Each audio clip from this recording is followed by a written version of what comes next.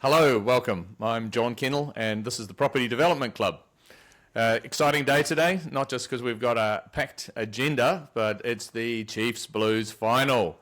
And the last I saw, Chiefs are favourites to win. Go the Chiefs. All right. So what else are we going to talk about today? Rugby. What else are we going to talk about? Chris Bishop. Chris Bishop has said that he'd like house prices to fall. Not quite sure that's what he meant, but let's have a little talk about that. And what else have we got? I know what, we'll talk about Jason's project. So Jason's come on board with our premium program, like a ride-along. It's his first development, and we're going to help him with it, and we're going to talk about it each week and show you, his experience. And so he's been really, really cool in being prepared to share that with us. So I think that'll be really neat. Andrew Crosby's kindly here today. Hello, Andrew. No doubt he'll throw a few curveballs into the mix. No chance. So no chance. Yeah, right. All right. Let's get started. What do we want to start with? Jason's project. John, have you got something else? Yeah, well, there's always something on our minds, but tell me about, what's on your mind this week? What has really, is anything, you never get upset. You're just emotionally calm. It's like it's just a level, just completely level playing field. But is anything, what's any issues this week, John? Do we need to talk about that? I'm just calming down. Saturday morning. It's been nice and relaxing. And do I really need to think about lawyers and councils? Oh boy, fun and games. So I have had a bit of fun this last few weeks actually with Hamilton City Council. They are trying to block a couple of my projects. And okay, do tell. It's councils. I find councils really easy to deal with. I'm not sure what the last resource consent I got done. Well, I actually didn't do it myself, but one of the team did. Back in the day, there was no RFIs. So Hamilton, what's happening? What's happening in Hamilton? They've been spending all their money on stupid things, and now they're broke. So they're trying to take money off people like me who want to build for the city. It's a growing city. We need more housing. So why build my projects? We've submitted the consents and they pushed them back. Said no. What do you mean they pushed them back? Well, no, we won't accept these consents. We won't process them. Why? Well, one of them, because they haven't done their job, because there's no infrastructure available. Sewer infrastructure, I think, is the issue. So, we're talking about a part of the city, 5 Crossroads, which has been deemed or zoned medium density. In fact, I think you can build 6 stories as of right. So it's a part of the city that you come off the expressway. You come straight into 5 Crossroads. It's near the Claudelands Event Centre, and you can go from there in the CBD. So really good location, busy location, has been medium density for many years, lots of townhouses in there. So I thought it would be a good place to develop. So I bought a couple of sites there a few years ago. Yeah, it sounds perfect. Yeah, look, I try and make things as easy for myself as possible in terms of development, because I know that it's hard. So even if you have a flat rectangular site in the right zoning, you're going to have problems. It's just the nature of development. So it's one of the reasons it pays so well, right? Because it's hard. But so one of the best things you can do is buy the right site, right? The old saying is you make your money when you buy. And one of the only things you can really control in development is how much you pay for the land when you buy it, right? So you try and find. In my case, I want to build townhouses. So I know I want to build townhouses. That's what I do. I build medium density, residential rental housing. Okay, and that's what I've been doing for 20 years. And one of the reasons I've been doing the same thing over and over again for 20 years is because I'm trying to make it easy, right? but it keeps getting harder. So I don't know. mean, Anyway. These projects you're dealing with, they're nice, they're relatively easy contours, it's good location. Chris Bishop wants houses prices to fall. Ain't nothing falling when you can't build any more houses, And, some of the problems that you're going through are worse than problems I've been through on a 1,500 unit development. It's just crazy. I mean, let's hope the councils can see the light and be an enabler of development. That's what I reckon. Okay, enough dwelling on that. No complaining, you said. Okay. Can I just add a couple of facts? I think this might be quite interesting. So this is our consent is for 17 units, right? We needed to submit now because on the 1st of July, the development contributions are going to double in cost. What that means for this one single 17 two-bedroom houses, which, they'd probably be worth, somewhere high 600s, mid to high 600s. So it's affordable housing. The development contributions are going to increase from about 18 to 34,000 each house. So we're talking about an increase of, where's the number? It's round numbers, $300,000, right? Just $300,000 of extra fees. Thank you very much. And you know where that has to go? No warning. The only way, and that goes straight to the buyer's purchase price or the tenant's rent, right? Eventually. Correct. Someone's got to pay for it because either I don't develop it, or when I develop it, I put the extra costs on it. And this isn't the only one. I've got another development which is CBD Fringe, right in town, right next to Wintec. I actually was meeting with Wintec recently. They need more student accommodation. We'd like to build townhouses in there. That got a historic order slapped on it about 2 years ago, just out of the blue. So there's been big pushback because a lot of people around the city were affected. Hang on, are you going to demo the house or something? How can you do that if it's historic? I already have a consent. I have a resource consent to remove or demolish the existing house on the site. So what's historic then? It's a good question. That's a good question. But that doesn't seem to matter because even though the hearings have been had and the historic order for the area has been lifted, there's still an historic order on the house. And even though I have consent to remove the house, council won't accept and process my consent because it's historic. But really, all it's about, come on, it's together we're over $400,000 of additional fees. What I'd like to ask though is all of these development contributions I've been paying for the last 20 years in Hamilton City, where did they go? Why is the infrastructure not there? I've got another development. I want to build an apartment hotel next to Waikato Hospital. I've got a bit of land there I've had for a number of years. I want to put in 60 rooms there, right? And an awesome place for a motel, for people visiting at the hospital. It's close to field days, it's close to the CBD, you name it. There's no infrastructure there. So again, it's where's all the money going? What do you mean no infrastructure? No road? I can't remember what that one is. It's sewer, stormwater, both. Yeah. I don't know. I know we've got roads and we've got cycle lanes and we've got speed humps and we've got, all those kind of nice things. I don't understand. If you don't have a sewer, if wastewater has to be upgraded, why can't you do temporary solution for a few years? A truck comes in every 3 months and empties a big tank. What's wrong with that? Why aren't they thinking laterally? Yeah, it's probably a stupid idea, John. Look, okay, enough moaning. Okay, good. You must have had a win this week. You must have had a win this week, right? Something must have went right. I actually got a consent approved. Woohoo! Wow, from the same council? No. Not from Hamilton City Council.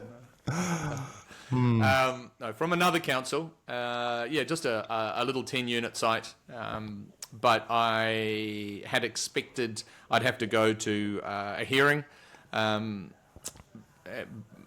As I've done recently, but didn't have to. No, they council have approved the consent without a hearing. It wasn't notified to the neighbours. So a very sensible outcome. Very pleased with that. Perfect. That's great. That's okay. So there's light at the end of the tunnel. There are the wins and the losses, right? Hopefully you get two going forward, one going back. Exactly. Yeah, cool. Should we talk about Jason's development? Yeah. So what's Jason's story? So Jason is an insurance broker. He's got a lovely home overlooking Waikato River.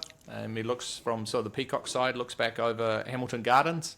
Really, really good spot, and he wants to stay there. But he's also thinking about, looking ahead, thinking about retirement, thinking about how he's going to generate some cash flow. So his zoning's just increased because that whole Peacocks area has been upzoned. So he can put in 9 townhouses. So Jason he's just signed up for our sort of our ride along program. It's like a premium development partnership. So I'll assist him throughout the project. It's his first development, so this is all new to him. He's an insurance broker, and he owns the land already. It's actually on the southern side of of where he lives. So he's got a lovely home overlooking Waikato River out over Hamilton Gardens, and his area has just recently been upzoned. There's some big greenfield development going in next to him, so he can build 9 townhouses on the site. And did he already design these before you came along, or? He has, he had a design done, Right. And I had a look at it, and a really nice design. The houses look great, and I think we can keep the design, the look and feel, but they're much too big. Right. For 2-bedroom townhouses with a car park, I mean, they were about 124 square meters each. Wow, that's massive. Yeah, that is quite big. I mean, he wants to do something nice, and he wants something with storage, and it's going to be comfortable, and he's going to be able to have a choice of nice tenants. I mean, they're going to be living right next to his So he's going to own them and hold. He's going to own and hold. Yeah. And well, who's the tenant? Who would be the target tenant that he's marketing? That he'll be marketing this rent to? How much? Couples, right. Like young professional couples without kids, probably. Both working, want somewhere simple, lock up and leave, close to the city.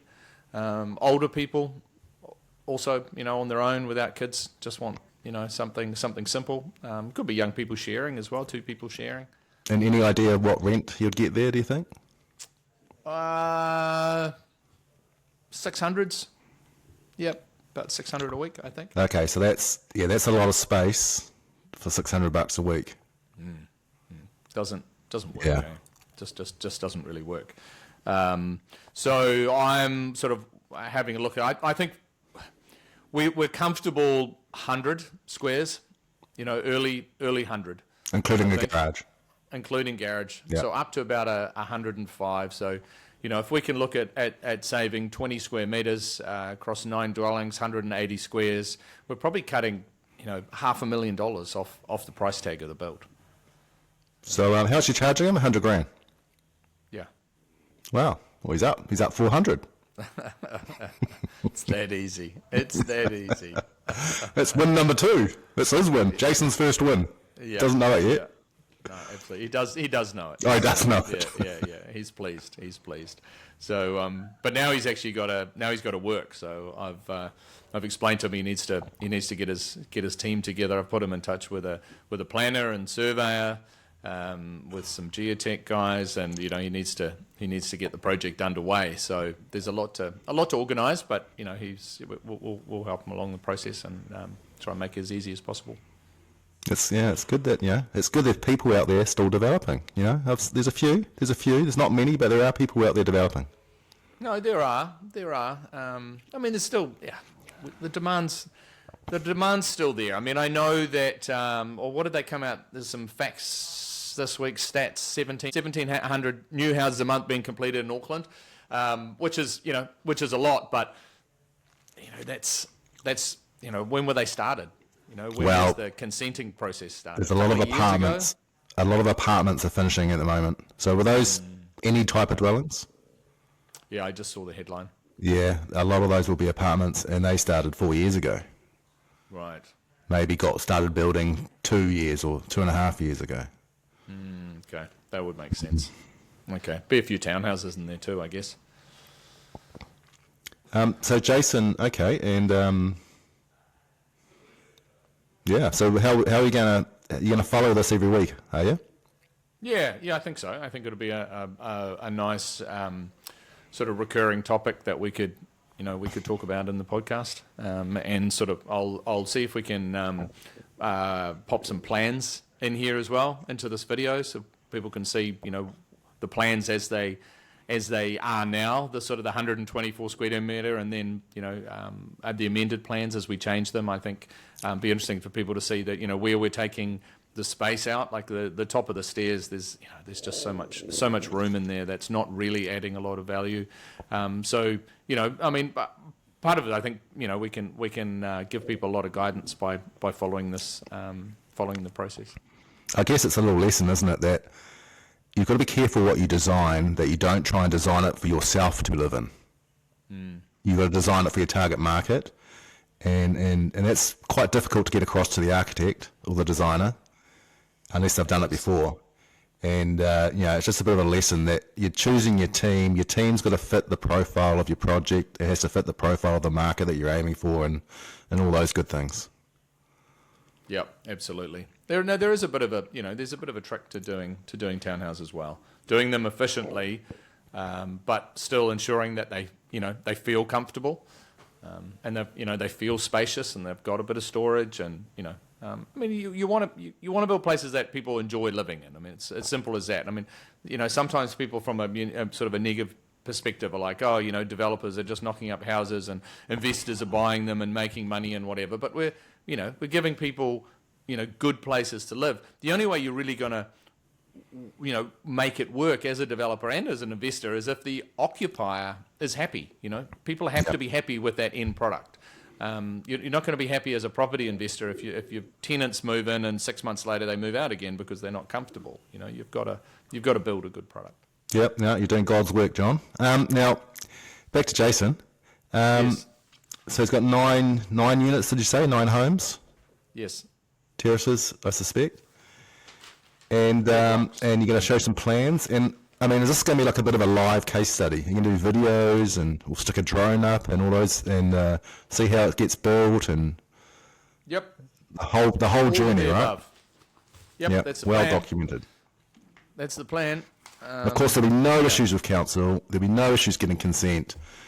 The plans are going to come out fantastic, and it's going to be a waiting list of people to rent for it, which will probably that will probably happen, and it'll be the perfect development. So can't wait. Brilliant. Good. Yep. It should be cool. It should be cool. So what is Chris Bishop saying? He wants house prices to what? Go up. Is that what he wants? He wants house prices to fall. Which, I think you've got to be a little bit careful what you wish for. So he wants house prices to fall. It was only a very short time ago when the Reserve Bank and the government at the time were telling first home buyers to go and mortgage to the max and sign up to houses while the interest rates were at 2.5%.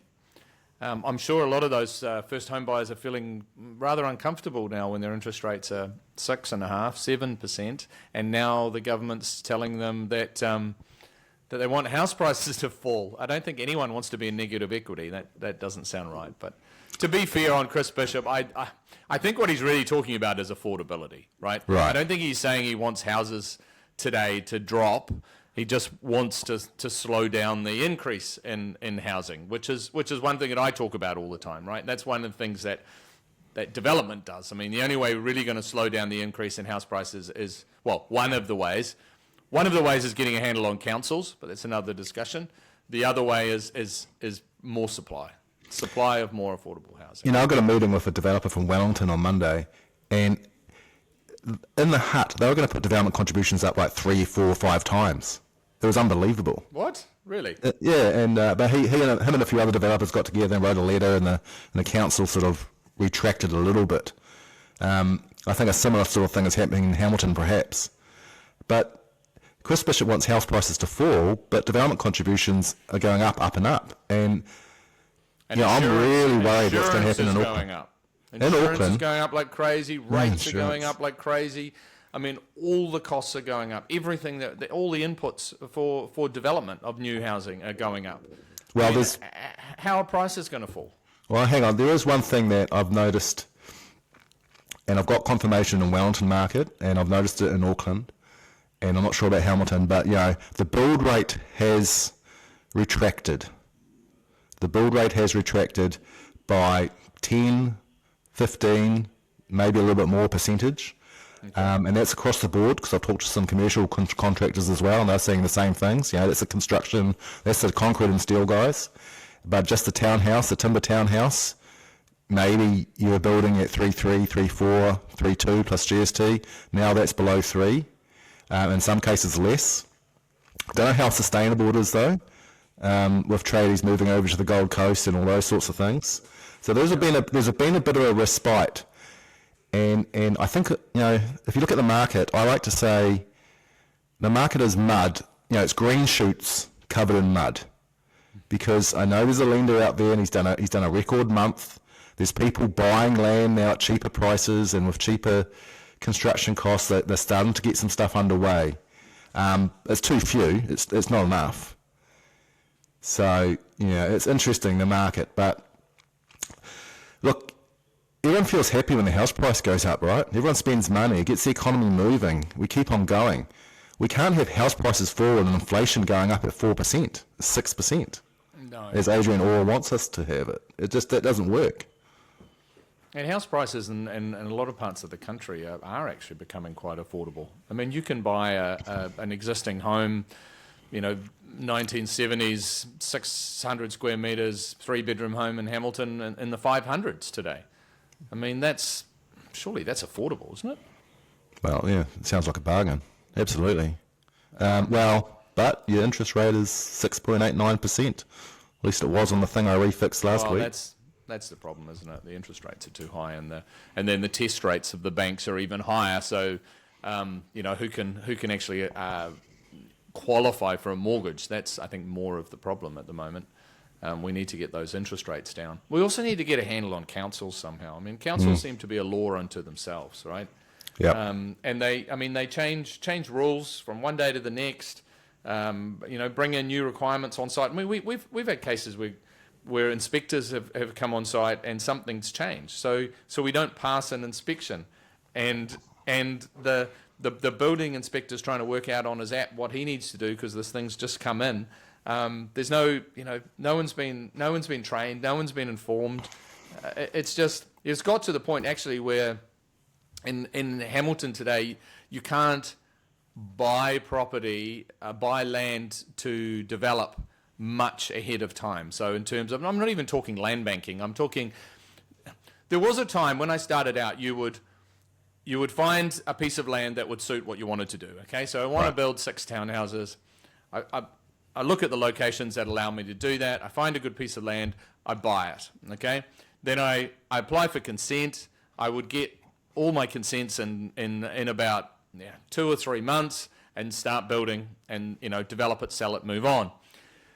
Then the consenting process got a lot more difficult, take a lot longer. So it could easily take me now anywhere between sort of 3 and 6 months, often longer, to get resource consent, subdivision consent, engineering consent, and building consent.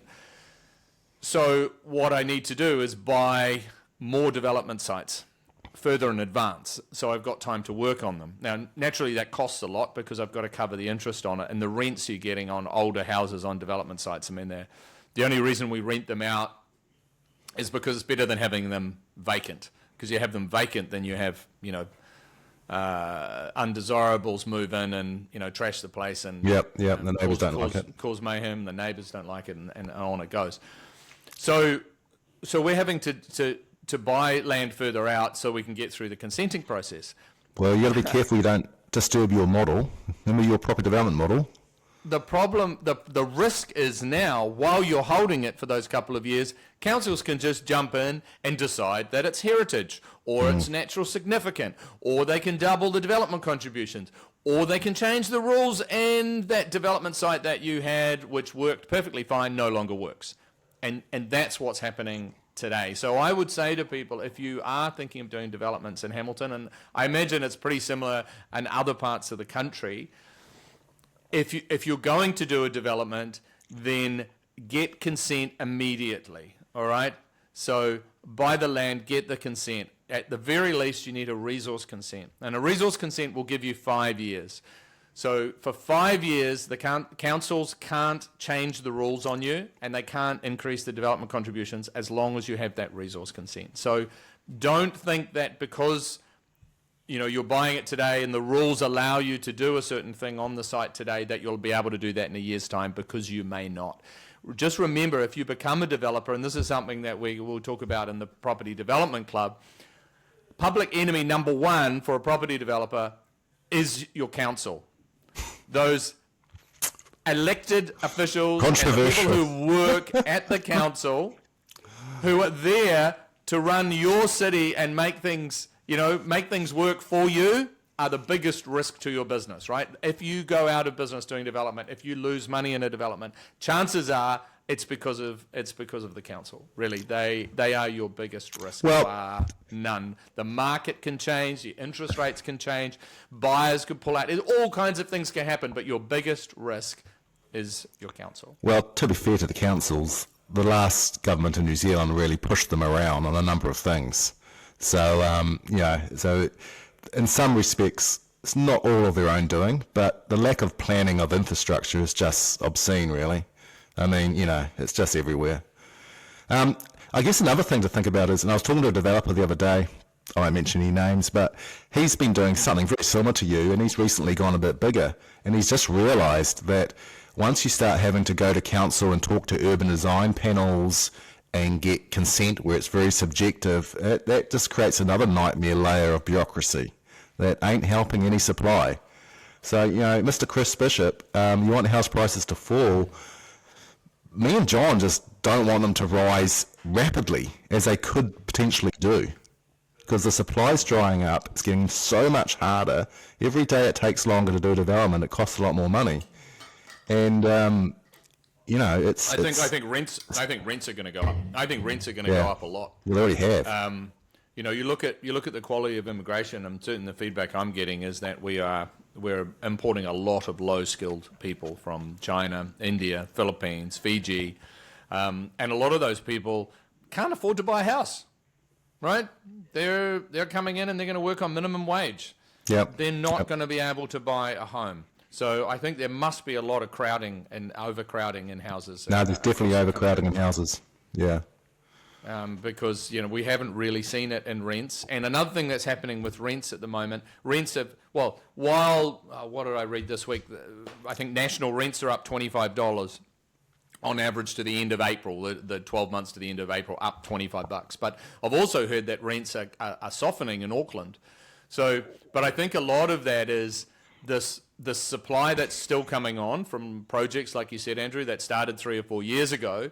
But also there's a lot of accidental landlords, all right? So people who have maybe moved house and couldn't sell, so have rented it out. There's also developers who are renting houses out. A number of people are doing less Airbnb because the arbitrage of doing Airbnb is not as attractive in Auckland because the council have got a tax on it, and just the hassle factor, and you've got to buy furniture and all that sort of stuff. I think a few accidental landlords are finding that out, and so they're putting it into the long-term rental pool. At the moment, there is a pending massive oversupply of apartments, which are just coming onto the market now. And, in that case, house prices have fallen, Chris Bishop. Stuff that was selling at $3 million is now 2 and a bit. So there's a bit of a correction going on. And, but the immigration keeps on going, the people keep on coming in, there's got overcrowding, they all end up to be occupants and dwellings, and the supply is going to dry up, and and the developers they're looking at it around town now, and they're readjusting, and if they're getting the land cheaper, they're starting again. But there's going to be a big lag, and the risk of the lag is in 18 months' time, not enough supply and a massive, house prices go like that.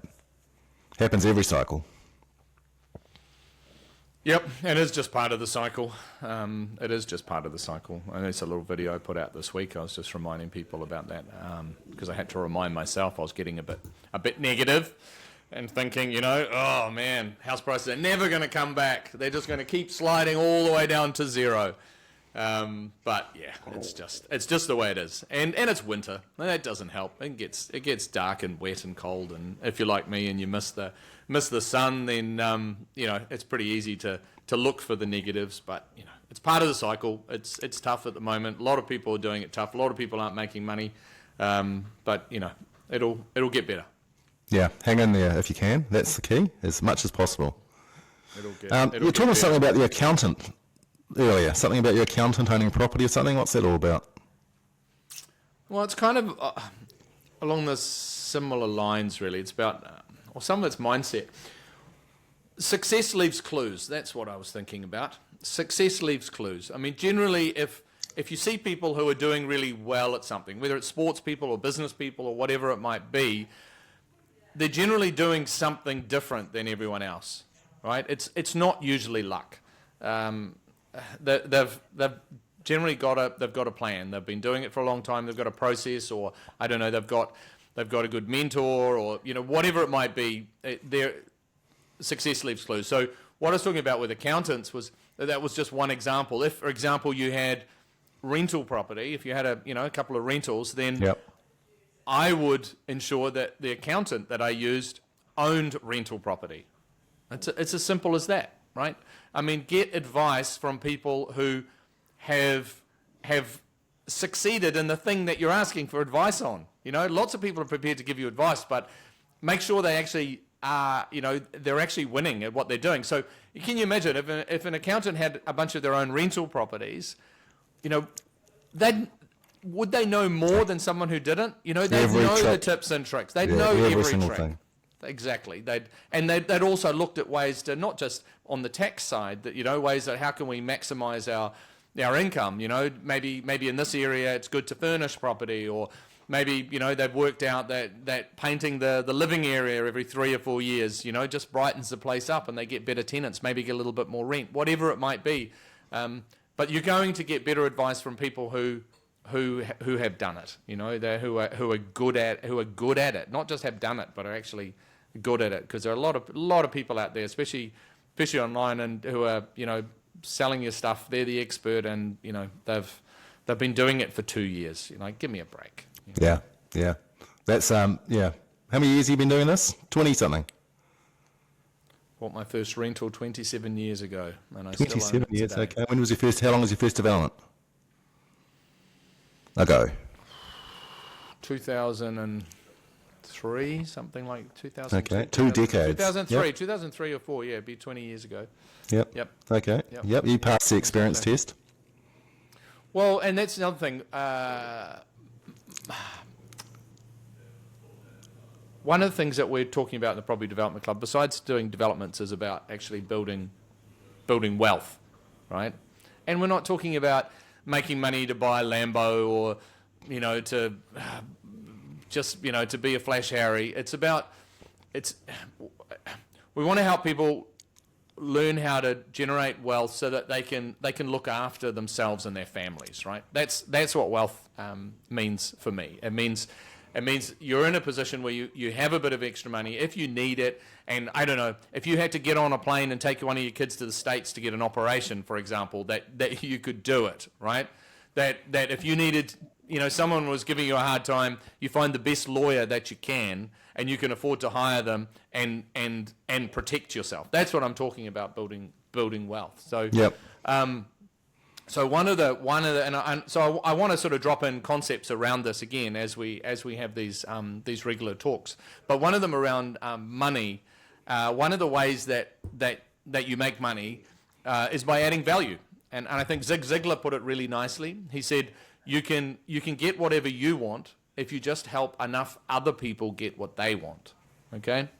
Which is just really another way of saying if you add value, then you'll get more yourself. Another way one of my mentors, Ty, he called it, what did he call it? Reciprocal altruism. So basically, the more that you create, the more people that you impact, the more you'll get. So it's another way of saying the same thing. So if you think about it, I mean, another way of putting it is that I think society is actually more fair than the media make out.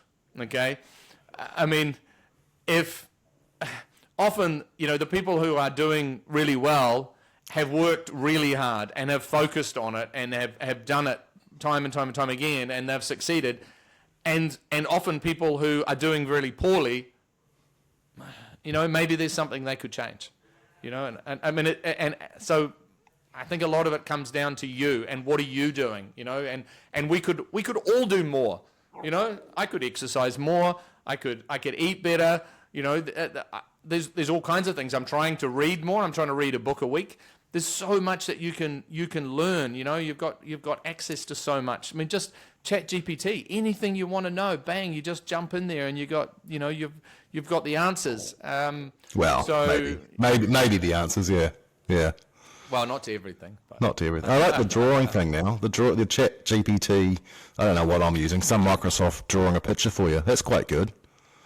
There's a lot, but the pictures are all looking a bit the same. Well, not my cones, not my viral cones. Yeah, cones. Everyone's on cones, aren't they? Yeah. Well, now... I was just going through Kitty yesterday. Cones everywhere. Thousands of them. Yep.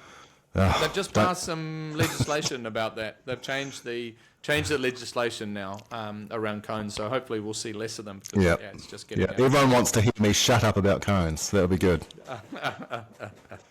Well, didn't Chris Bishop ask someone, NZTA, about the cones, how much they were spending, and he didn't know the answer? It might have been Simon Pink, I'm not sure. One of them, and he didn't know how much. It's like, come on, it's got to be tens of millions. Give me a break. How do you not know the answer to that?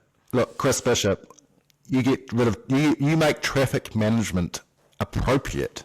It's going to save tens of thousands of dollars off every development. Oh, yes.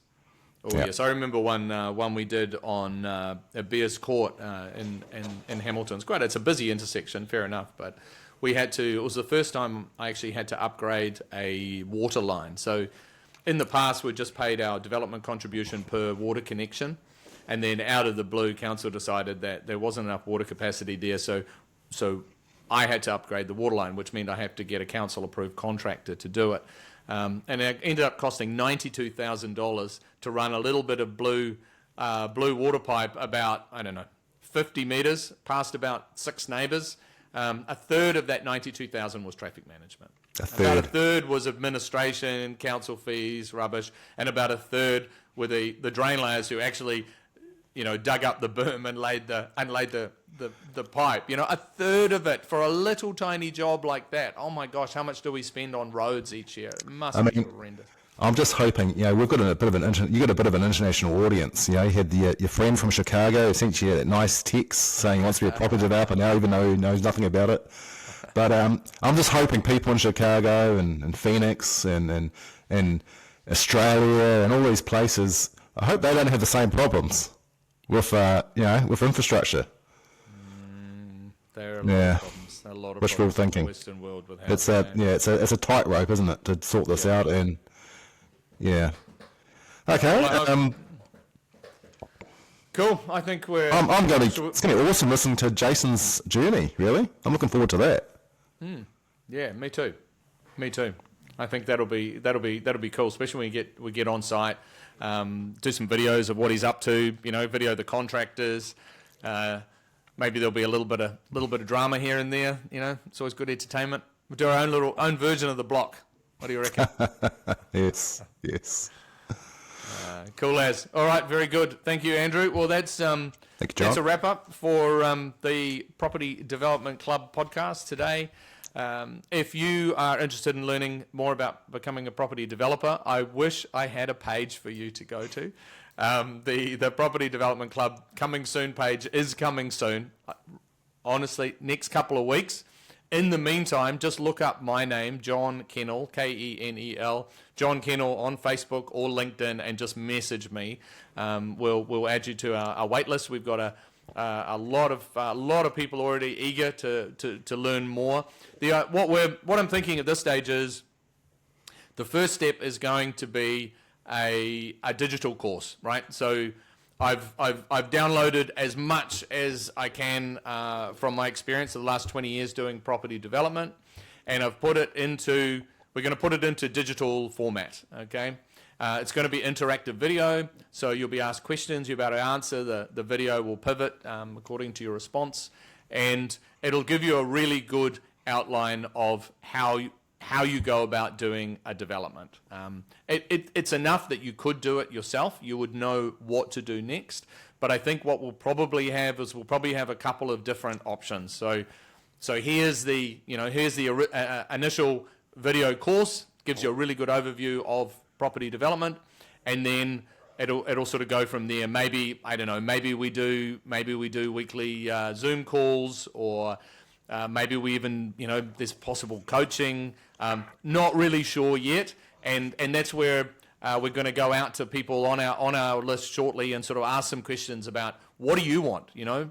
Same goes for the podcast, actually. While I'm at it, anything you want to hear about, you're interested in knowing, just please again message me or put a comment on this. This will be up on YouTube and probably a couple other places, but or go to my Facebook or LinkedIn and just let me know what you'd like covered. If you've seen something maybe in the news and want to know more about it, or if it's something to do with development, some particular aspect of development, I'm also happy to get people on, get a surveyor or planner or architect or whatever it might be, and we can interview them as well and sort of go into some of the details. So please do let me know. And as far as the Property Development Club goes, that's the plan for now, is let's get that video course out there. It'll be available online. You better use it on everything, your laptop, your phone, whatever. And then we'll look at feedback and see where we go from there. So excellent. Thank you very much for listening. Andrew, thanks for coming along, and we'll see you all soon. Take care.